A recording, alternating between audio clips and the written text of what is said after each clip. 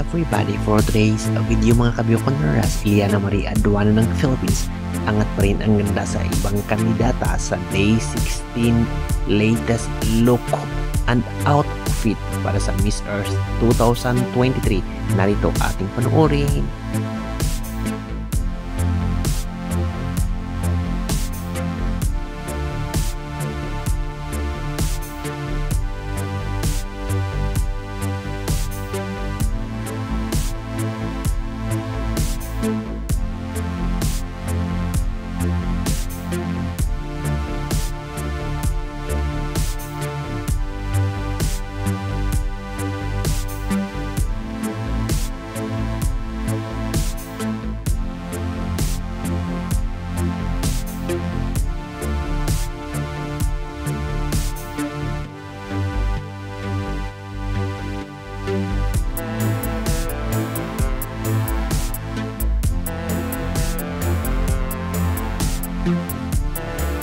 Mga kabiokoneras, don't forget to hit the notification bell para updated kayo lagi sa aming mga bagong videos.